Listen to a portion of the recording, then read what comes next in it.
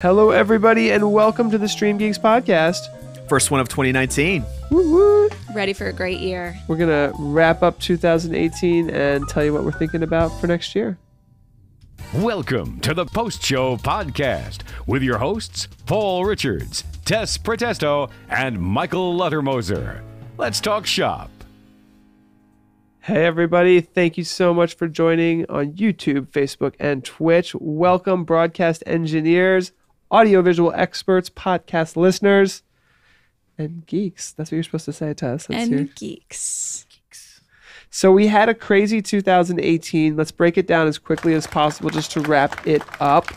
It started with a brand new spanking studio. It started with a brand new spanking employee. Michael Luttermoser. Oh. It did. Booyah. It did. It started with Michael. Now, you're right, because Michael started. And then we moved And to then the we new moved office. to Westchester. And we were like, hey, Mike, how'd you like to start working in Westchester with us in the hometown Like that right you next, live? to where you live. So I was like, no. Please, no. Please don't make me leave the sales and marketing area and stuck in between the warehouse and outside. And, Yeah. you know, I missed it. I miss everybody in Downingtown. So we left our main office really quickly, zooming back to 2016, 2017 when Tess started. Before Tess started, I was live streaming. We tell the story so many times, so I'm just going to keep it brief. I was live streaming in front of a green screen, making movies all by myself. Literally, no one was This in there with is like our me. love story. Tess joins.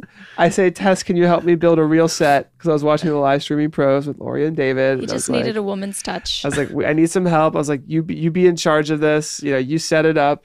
And Tess introduced me to Pinterest and started building up all the things that was going to be part of the new set. Tess's husband put up the blue brick background. Remember that? Mm-hmm. Smallest job in the world. Because it was like not even a giant sticker. But they do tinier stickers than that, so it's all good. So they did the stickers for us. It was really nice. And we bought an on-air sign. You know, we put up multiple cameras. We started moving and grooving. In our little nook, in our little boardroom. Yeah, we would get kicked out. I remember Tess would be like, Michael, I'm gonna show you the studio. And I was like, oh, okay. Like the studio. Yeah, no, I walk in. She's like, here it is. This is it. Mike, I'm glad you said that because I kind of remember that now. Like people would come in and I'd be like, they're like, where is it? And I'm like, this is it. and I'm thinking to myself, I'm like, and I'm just like, my God, like, what is this? And I'm like, out loud, I'm like, this is nice. This is great. Where are we? We had like a 2-light system from Amazon that was like really, really hot. Like 20 minutes after you turned it on, the whole room would be like on like 20 degrees warmer. And so we got out of all of that. And then starting 2018, we were like slowly moving into this new office, which had this grand plan that in the end of 2018, now, the great thing is throughout this whole time, we were building an audience and we had an audience. We made sure to take the audience with us through the transition. I think a lot of you saw that. A lot of you are saying you remember those days. Yeah.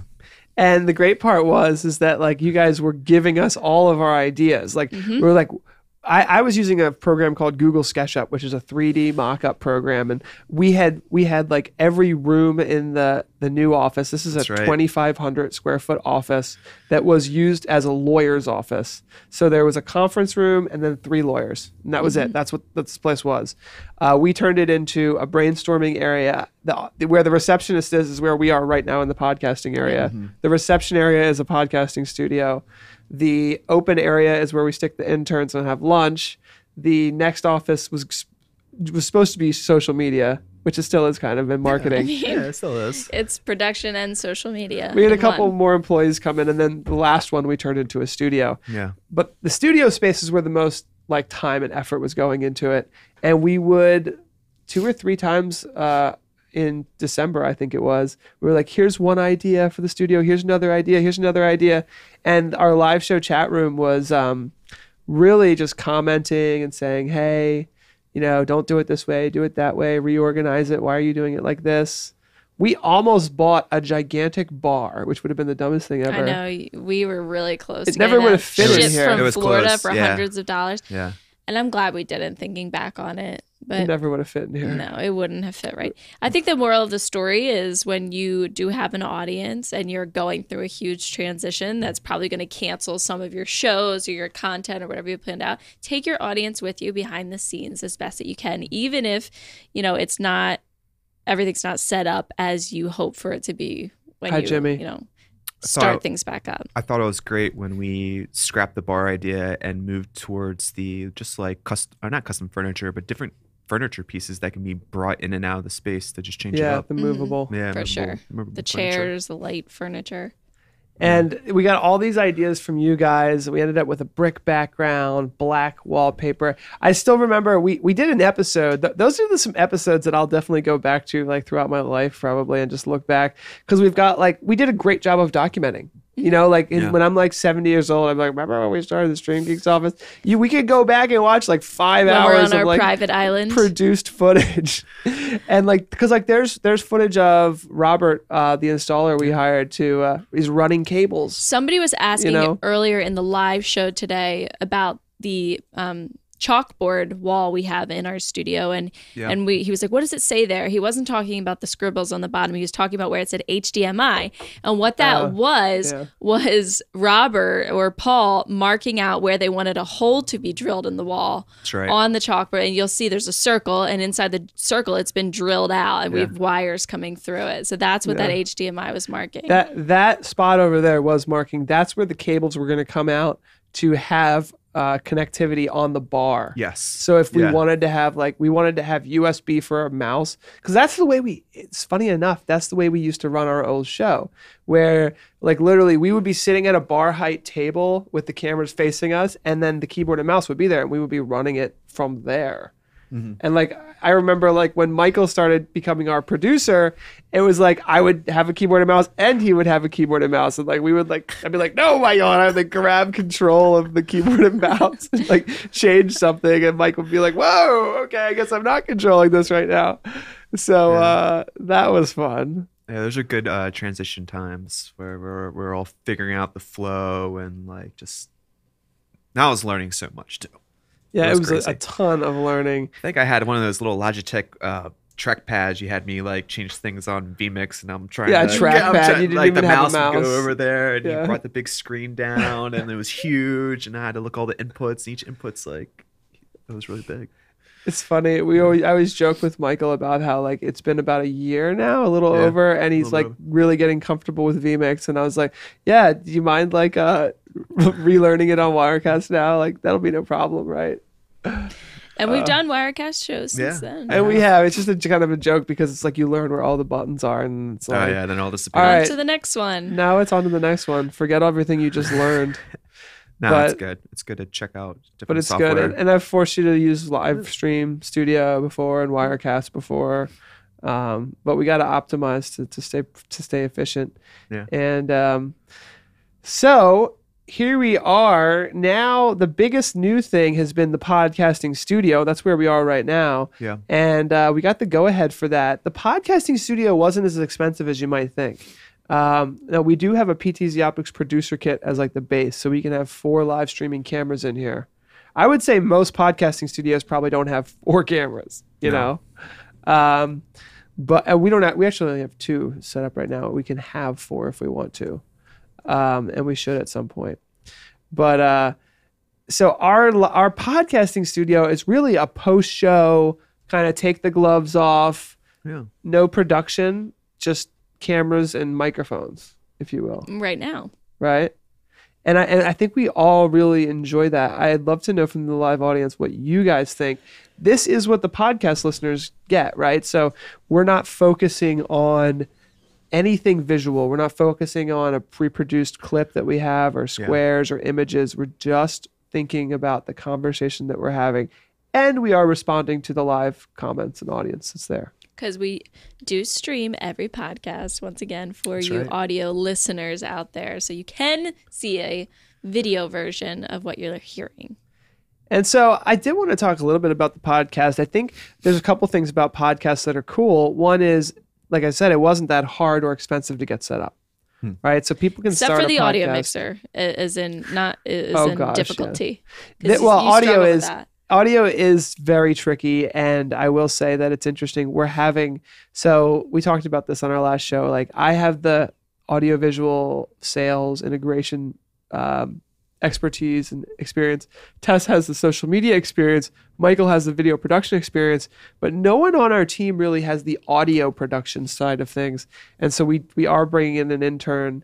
Her name is Melissa. She actually went on a live stream with us recently. The BAM one. She's like, this job rocks. Yeah, she loved it. And so she'll be starting next week, and now we'll have an audio technician. So when you mentioned the audio mixer, yeah, I look at it and I'm like, frequency waves and parametric EQ and what is it? We struggled. Mix minus. Mix minus. Was We real. struggled. Oh, we gosh. struggled. So that wasn't any fun. And then remember you got all your plug-in audio packs. We And got there's all the audio plugins, plugins. and then that just added this Yeah. whole other layer of Was it the plugin? Is it the audio mixer? Now the plugins that we started using really brought the audio quality up. That's true. But I started going plugin crazy. And Brian helped us with that. Yeah, he did. So he's like the music guy. So he's the closest we had to an audio engineer. Yeah. We played with a lot of different stuff, and we were able to like take away some stuff and then like tweak some plugins, and we got like a real nice sound. It'll definitely Finally. sound a lot better once Melissa comes and EQs for everybody. But yeah, so that's where we got to, right? So we got all the way from our live streaming studio being pretty much complete, having a network in place that allows us within a single live show to go from live streaming on YouTube and Facebook from our studio to walk over to a post-show podcast seamlessly with no interruption. We've tried a lot of things back and forth, and Fast Eddie say he's really looking forward to the intern's teachings on how to do audio better. Nice. I'm interested to see where she. Fast Eddie on is YouTube is comfortable. saying that he's looking forward to learning from her. Yeah. So maybe she'll have a lot to bring to the table for all of our audience members as well. That's what I'm excited about. Like, I know a lot of them are very experienced in this I think stuff, what she but- should do to so that our audience can get the most out of it is we should make sure that she spends like an hour each day documenting what she actually did, so that during the show we could even have like a segment. It's like, here are the audio improvements. Here's what was wrong. Here's what we're doing to make it better. Here's what Mike's looking better without his hat. I don't like my which hat? The yellow beanie? And Don't like my yellow then beanie? so I don't think on the podcast yet. So we brought you guys all the way up to where we are, kind of how we got here, kind of where we stand today. And now let's talk about like 2019. So we've kind of been handed a deck of cards that's like really quickly, like a bunch of people that want to work with us, like right away. Right? So far, yeah, I think with the esports and the virtual reality things happening right now, the opportunities that presented themselves to us is like, whoa, things are happening. It's Like, going to really be the year quick. of like technology and gaming. I think that's true. I mean, gaming is just cannot slow down. I mean, I'm not gonna lie, I even started playing some video games. I was like, this is kind of fun. I was like, I need to like Oh relax. yeah, what games are you getting into? There's this new one called Ark where you fight dinosaurs, and it's great that you fight them, but you also train them and you can like ride them, and it's great because I have not Sounds played fun. video games in like 20 years, like since like the last one I played was like Mario Kart, but like my son he likes to like sit To on my watch lap, it, yeah. and he's like, we're gonna find a T-Rex, but it's so damn hard. Like you have to get to like level 1000 before you get to ride a T-Rex. But Where anyway, do you play that? on my computer. Is it a computer game? It's a computer game. Should I get it? You wouldn't like it. How do you know? I don't think you would like it. But anyway, video games. I'm just saying, if I'm playing video games, heck, Tess is even interested in this stuff. I think that it is going to be the year of video games. And there's an esports company. We just walked over there, level 13, right? Mm-hmm. And the guy's super interested in having us come over and live stream with him. I was kind of blown away at the fact that, all right, so everyone's got a cool ass monitor. Everyone's got a custom computer with Blue a 2070 GTX. Yeah. With blue lights inside, and you could see right inside and everything. And we were talking to him like, oh man, if we could put the NDI studio monitor on here, the scan converter. He has all of these TVs mounted to the wall, and he wants to project, somebody that's winning the tournament he's holding or something onto one of these TVs, whatever they're playing. So that was a really cool idea. He's the other he's gamers gonna can he's gonna watch him. love it, and he gets it too. I was like, so do you have like a gigabit network switch or a 10 gigabit network switch? He and he was like, I've got a gigabit. And I was like, well, it'd be nice to have a 10 gigabit. It looks like you have 20 computers here. You're not going to be able to, have video streaming on all those. He's like, yeah, but it's a socket, right? I mean, it's like we're going to be pulling them simultaneously. He's like, oh, this guy's smart. He knows what he's talking about. He had like, And I was like, 50 to 60 computers, possibly. Yeah, it seemed like. and he built 60. them all, he said. Yeah. He built them all himself. He also runs a local computer store too. Mm-hmm. So it made a lot of sense. And so we've got some interesting things to do with him, right? Esports gaming, streaming of some sort. If you're local to the Westchester, Philadelphia area, check out Level eGaming's esports. Level 13, I think. Level 13. Oh, level 13? Yeah. Okay, the 13 is in the word on his logo, so I'm Yeah. getting confused. I see why you're getting that. And then I guess someone reached out to us. We essentially did an IRL stream where we were just like poking our noses into the e-gaming place and the virtual reality place. And just from that live stream, people started reaching out to those businesses saying, hey, I saw you on the StreamGeeks live stream. And then they reached out to us and they were like, hey, how can we work together? So tomorrow we're going over, it's all happening so fast. I know. Tomorrow we're going to Neverland Virtual Reality, and they want to do a show with us. Mm-hmm. I think we're going to surprise them and just IRL stream it because I don't think they'll mind. And basically we'll be like, hey, we're streaming. And what we're going to do. What time are we going there? 2? 2 o'clock, 1 o'clock, something like that. Something like that, yeah. We have to confirm. But the idea is that we would be able to live stream their virtual reality experience. So we would capture the HDMI video from the VR computer, and then we'd also have like multiple angles to show the person themselves, Yeah. And we'll have to bring like maybe some wireless microphones, mic it up, or maybe a boundary microphone. We'll have to test. But we're definitely going to set up a PTZ Optics producer kit, get some multiple camera angles, and make it fun. And So esports, virtual reality, and then one that LiveView's wanted us to do for a long time is the board game streaming. The table games. With the hobby store. That's definitely. So it's going to be the year of games, which is sure to be entertaining for you guys, hopefully. Some other things that we might be getting into, we've got NAB coming up, so we're going to learn a lot there and hopefully have some new products to talk about as well. It seems like a lot of people in the chat room, I want to respond to all the things that we got questions about. They want to see more retail. Yeah. And that seemed to be one of the most exciting, even though it's so funny. Like, I didn't think that was going to be the one. Like that one with Crystal, the QVC style selling. That was perfect. Everyone flipped out about that one. That was like when we really started getting a lot of traction. Her shop is beautiful too, so it's kind of hard to.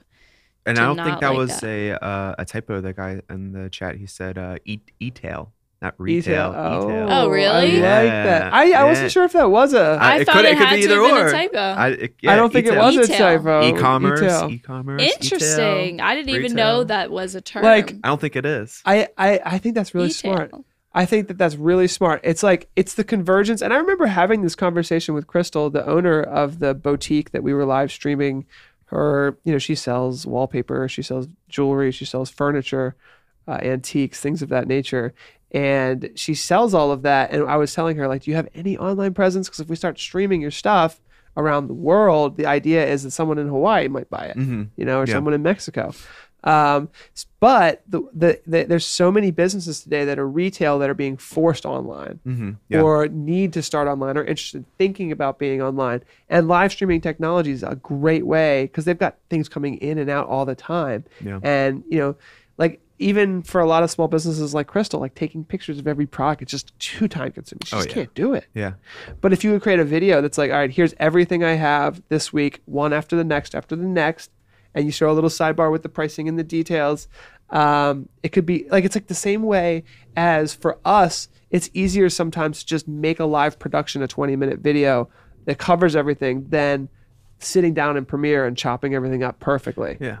It's like the same thing. It's like if you're a small business and you've got 20 products that you got to get online somehow, you could just make a video about it. So yeah, e-tail, definitely a great idea. And then there were some others. Someone wanted to see breakdancing. Yeah. I'd like to see that too if we can pull it off. That could fall under some of the like music venue type content we were trying to produce. That's what I was sort of thinking. Yeah. We want to do like a music venue. And we'll have Pretty Good Fest this summer. Pretty Good Fest is a music festival outdoor what we're doing for 5 years. What? You've done it for 5 years?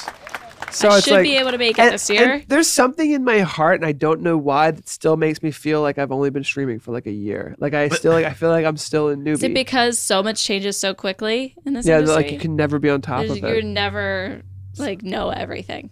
Maybe that's why, but like there's something that like just makes me feel like I still don't know enough. Maybe time's just been flying these past few years. You got married, you had 2 kids. Yeah, I know. Moved. There's a lot going on. Opened up a new office here. It just all has been happening so We're fast. very lucky. The main takeaway for what's all happened over 2017, 18 for us is that we're like in place. It's almost like we built our base. Yeah. It's like our base is here. Like, and by base, I mean, I'm thinking like video game style. Like we've got our base. We have The like fort. we've got the fort. Like we call have it the Geek Den. the windows. We got the Geek Den. Like every camera is basically like a cannon, and like we're like ready. Like when the invaders come, like we're prepared. Prepare the mortars. Yeah, the turrets are up. It's like Tess, unleash the social media hounds. Yes. It's like Michael, like load up the cannons and take some photos.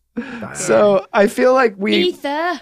it's funny. We have to like gamify everything this year. It's like we have to. It's like there's no option. Oh, yeah. I mean, Gamification. maybe Twitch will continue to be a place for us this year then, with all of the other goals that we seem to have in line so far. And then that's another thing, all the platforms and the changes with Oh my YouTube God, and Facebook every and day Twitch, and it's then like like changing. what's going to happen like at the end of the year. Chris, we can't wait for NAB as well. If you're going to NAB, let us know in the chat. We want to know who's in the who's chat gonna be right there. now, who's watching and listening Who are right we gonna now, meet? and who we want to see. We've talked about some of our NAB plans that we're really excited about. Lots of trade shows this year. The idea keeps on evolving, but I'll just briefly say what I think it is. Here's what I think is going to happen. All right, so there's 4 days of live streaming at NAB. Mm-hmm. The first 3 days will be 3 teams.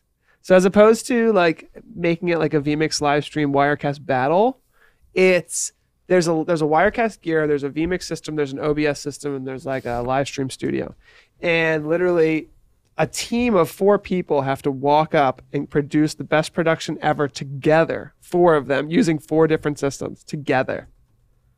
They get to choose which one's the mainstream, but like since they're all connected over the NewTek NDI, like maybe one of the team members, will do graphics and lower thirds with vMix. The other person maybe is just using like OBS for camera switching. Yeah. And they have to like tie their outputs and inputs together. They get 1 hour or they could take 2 hours to prepare if they want to. They can have as long as they want to prepare to. They can come in at the break of, butt crack of dawn as soon as the doors open and start. In fact, we might even be able to have a special pass for them that literally it's like an NAB pass and it says like Team A.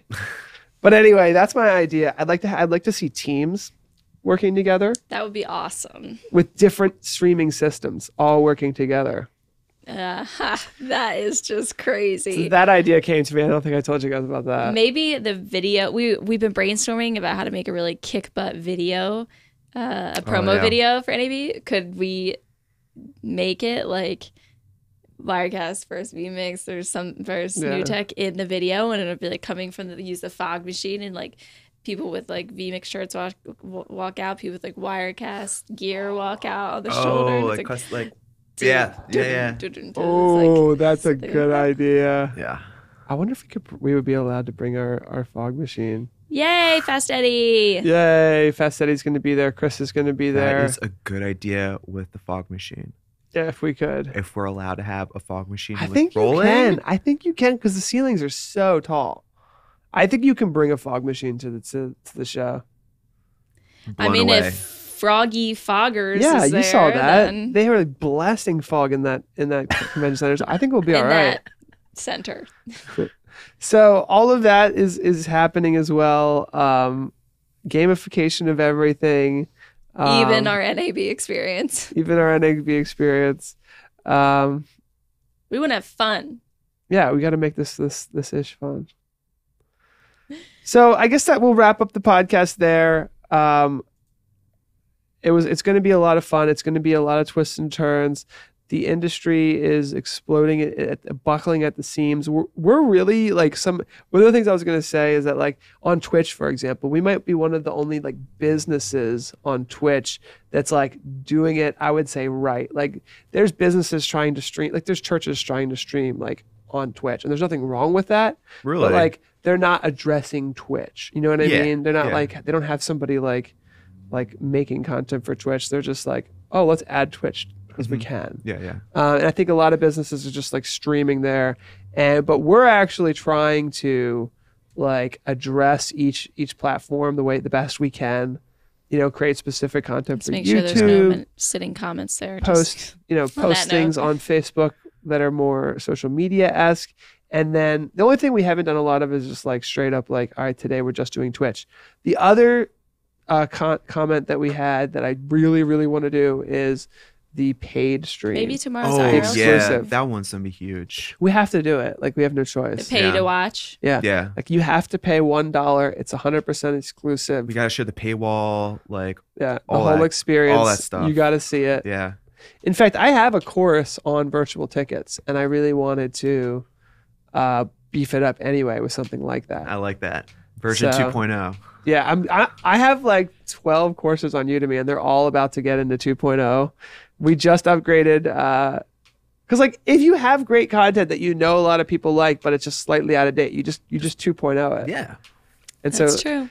2019 is like 2.0, and things are moving so fast. Like 1.0 got like some of my courses are from like 2015. Like 1.0 lasted a while. Like 2.0 is only going to last 1 year, and then 2020 it's going to be 3.0. Yeah. Like that's how fast technology moves. Like everything's going to be 4K. It doesn't stop. But thank you for being here along with us, guys. If you're interested in this technology, I feel like we're one of those companies that's like tries to be, and we're trying to be the glue. Like there, you got to have it. Like everyone's firing it all, as fast as they can at the world, and it's like, where are the people who actually just sit down and say, how does it all work? Like, can we actually make this work? Because not everybody can just like invest in all this stuff and just go out and stream. Yeah. All this stuff. We are lucky enough to make that our jobs. So thank you for supporting us in that effort, because we kind of have the coolest jobs ever. I'd say so. Oh, who gave us the super chat today? Petra. Petra. Thank you, Petra, so much for the super chat today. Yeah. I don't know if Petra's here, but I do kind of want to end on a funny little note where at the end of the year, I like to just call them the bean counters, but the accountants come in and they go, what is this $153 from YouTube AdSense? Did you sell something and not tell us? And I'm like, that is called a super chat from YouTube. And I just kept it really vague because I was like, I don't know. They're like, please explain more. I was like, it's kind of like a digital donation. Like our viewers they didn't understand. Like, so people online are just giving you money to do your job. And we're like, yeah, kind of. I mean, we're just here just like podcasting and streaming and trying to stay on topic, and people just send us money. And they were like, okay, I'll just put that under miscellaneous. No, that's what they said. They're like, what do I put this under? Yeah. So we're figuring that out just as much as you guys are. Yeah. And but we appreciate really it. And I think for a nonprofit, you would put that under like, our main life stream of like revenue, revenue, how we stay in business, So it's for a business like us, we don't rely on donations to stay in business, but some people do, and churches can, I think it's the number one way that they can increase first time giving is accepting donations on Facebook. Nonprofits, places like some of these music venues that we want to work with are only accepting funds at the door or just monetizing it off of $3 PBRs. It's like, freaking set up a paywall and get virtual tickets. And they have these big bands come through. You don't think their mom wants to see it? Yeah. You don't think their girlfriend's sister wants to see it? They're not traveling in a van with this band around the country, but they have family and friends that want to tune in. Yeah, exactly. And if you make it an affordable amount, like $250, they'll pay. Yeah.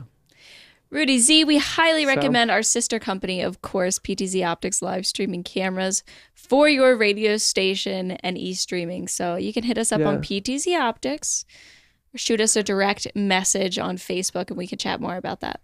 Broadcasting made affordable. Hit us up. Holler. And then anything you guys are doing out there, you guys are actually the people who we want on our show.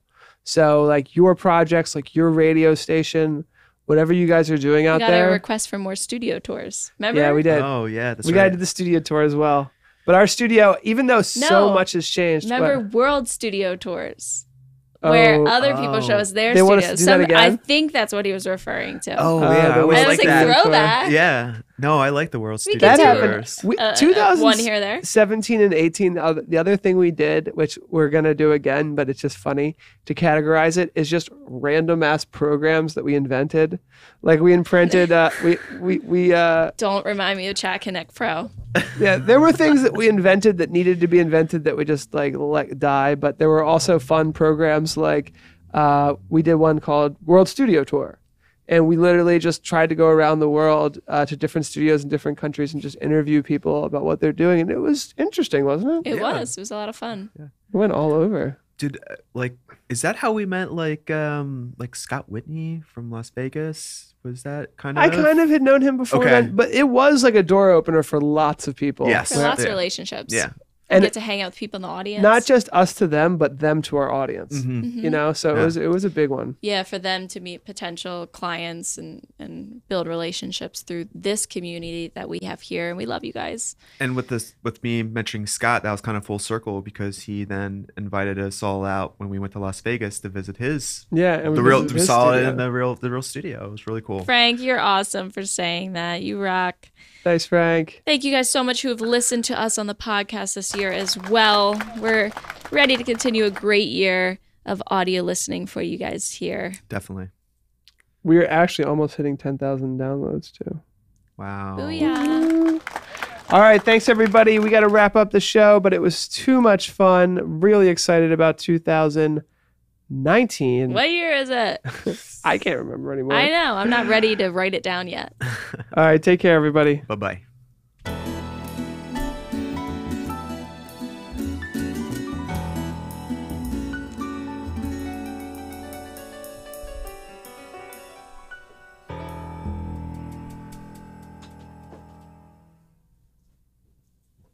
So, do you want me to explain to you the issue of the looped audio that I have figured out? Yes. I'm just going to delete this a little bit. Please. So what was happening, I finally figured it out.